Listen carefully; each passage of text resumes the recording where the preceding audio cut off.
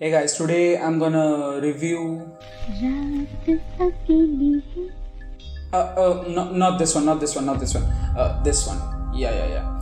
So if you guys have just 10 seconds of your life and you wanna decide if you're gonna watch this within the span of 10 seconds, then I would like to say that this is a pretty good movie by Bollywood standard, and if you are slightly interested in the crime genre, then you should watch it. I mean, it's a good watch.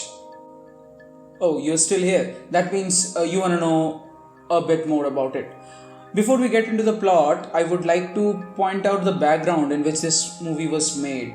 This is another directorial debut of a casting director, Hani Trehan, who previously assembled amazing casts of Talwar, Urta Punjab, and many more movies. Ronnie Screwvala, one of the main producers, had previous engagements with Netflix, movies like Love Stories, Ghost Stories, and so maybe it was easy for him to market this. Also, Netflix is looking out for expanding their Indian market, and the lockdown is a pretty good time for that. And this is a good reply to Amazon's good work in the lockdown with Patal Lok and all those movies. First, Netflix had a good release with Bulbul actually, produced by Anushka Sharma, and now Raat Akeli Hai did a pretty good job. I mean, it should do a pretty good job, but okay, the writer Smita Singh previously worked with Varun Grover in Sacred Games, with Anurag Kashyap and Vikramaditya Motwan as the director, and also with Netflix. When the trailer was released, people speculated that this is a remake of Knives Out.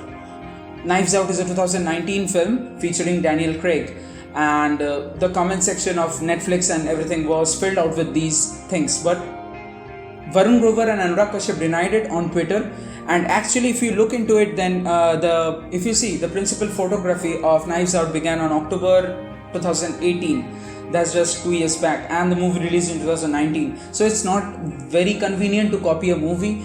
So this is not a remake of Knives Out. Also, if you see these kind of drama movies or crime thriller movies where one person is the victim and all the people surrounding him or her have motives to kill him or her, then the first thing that reminds me is Murder on the Orient Express by Agatha Christie. Well, about the story is gripping and brings out multiple plot points without actually blurring the central theme or agenda. Topics of homophobia, racism, human trafficking, and child abuse are also touched, but the flow doesn't get distracted.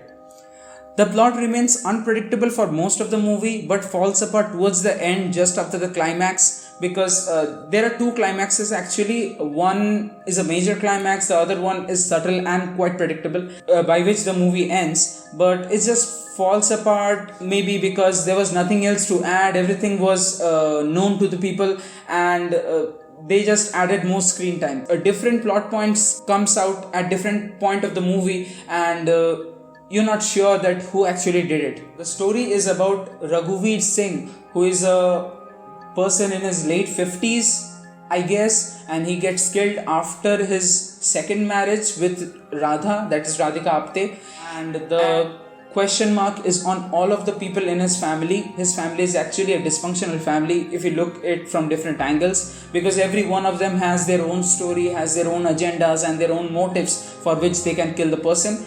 Jadril Yadav is a police officer who goes to investigate. Well, let's come to the acting part. There are different characters. The main character is Mr. Jadril Yadav. He's the inspector of Kanpur, one of the police stations of Kanpur, and it's been played by Nawaz. He's actually shown as a good cop. There is no heroism in what he does. There is no cinematic add-on. I mean, some things which are only possible for a superhero but normal people cannot do. He's just shown as a pure simple cop who is just doing his job honestly and wants to do whatever he can. The next character is Radha, who has been played by Radhika. Radhika did a brilliant job as usual, and maybe a lucky charm for Netflix, because every time she collaborated with them, the things worked. As for example, Sacred Games Season 2 didn't work that much because she was already dead. But the only thing that was a bit off about her character or her acting is the accent, because it didn't match with the background they have put in the story. Also, we see Nishant Dahiya in the role of Vikram Singh, who got a pretty good amount of screen time with not so many dialogues, but it was a good flow, it was a good acting. Also, let's talk about Shweta Tripathi, is one of the best actors of Indian cinema and is still pretty unpopular. Her debut film Masan was also plotted in the same region, UP. She has a considerable screen time and a very few dialogues, but she did her job pretty well. Also, an important character here is Shivani Raghuvangshi as Sudha or Vasudha. Also played an important role, but I don't think she was casted that well. She did an amazing performance in Made in Heaven with beautiful North Delhi vibes, but she looked odd one out in the layout of Kanpur because her accent was pretty different. In another small but important role, Tigmanshu Dhulia did a nice job as usual, but the acting was quite similar to Ramadhir from Gangs of Wasseypur. Directorial style was pretty good. It's character focused and mainly shows the point of view of Jatil Yadav, that is Nawazuddin Siddiqui. Few scenes were cliched, like angry young man going against the orders, insubordination of senior officers. I also found a touch of Quentin Tarantino style of filling up scenes with novel conversations to give a proper background to the character. If you have seen Pulp Fiction or The Kill Bill, these scenes were not necessary but are kept just to pump up the character, just to let them know the surroundings so that a viewer can understand things much better. I would personally say that this is a better debut than Mukesh Chhabra's Dil Bechara. Cinematography and editing were okay-ish. I couldn't find any flaw, but creative things don't have boundaries. For casting, I would give 9. For locations, I would give 10. Production quality, 10. Story is 8 because it failed after the climax. Screenplay is 8. It's pretty decent. Direction is 8.